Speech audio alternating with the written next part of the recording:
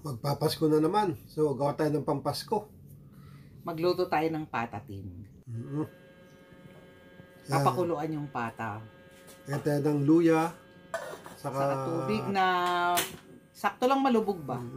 Pakuluan lang hanggang sa lumabas yung dumi niya. May mga dumi kasi yan eh. Ayan, tignan nyo. Okay. So, tatanggalin natin yan. Saka natin i-drain yan at huhugasan. Yan.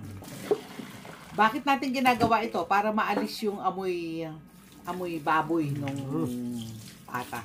Meron kasi lalo na kung medyo na-stuck na sa ref yung inyong pata, gawin nyo yan. Para at least lumabas ba yung dumi. 2 tablespoon na oil. Magpriprito tayo ng bawang saka sibuyas. Prito ito, hindi ito gisa ipriprito mo siya. Para bang yung fried garlic, iba yung niya, iba yung aroma niya kaysa dun sa ginisa talaga. So ito, pabra-brownin mo lang siya, saka mo siya i-scoop din. Kasi 1 pot ang ating patatim. Kaya ipriprito lang natin to para yung makuha natin yung bango na gusto natin.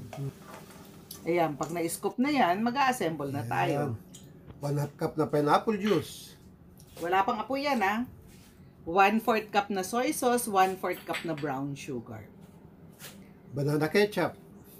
Lalagay din tayo ng laurel, pamintang buo, saka fried garlic and onion, yung prinito natin kanina. Lagay din ng Sprite. 1/2 cup, 1 cup na tubig. Yan, i-mix lang natin mabuti. Saka natin ilalagay nating pata. Diyan natin pakukuluan.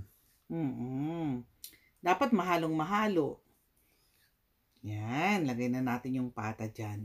Saka na tayo mag-aapoy. Malakas muna yung apoy. Pag kumulo, saka lang tayo maghihina.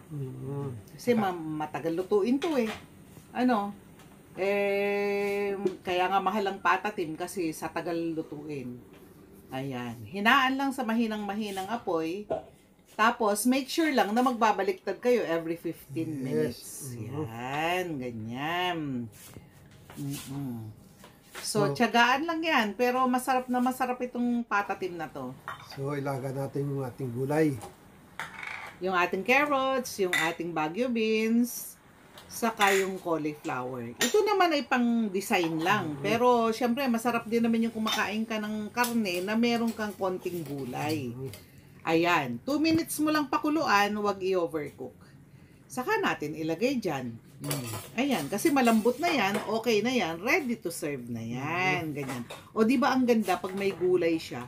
Tapos ilagay mo siya sa isang serving plate na maganda. O, di bongga na ang Pasko, bongga na ang Noche Buena.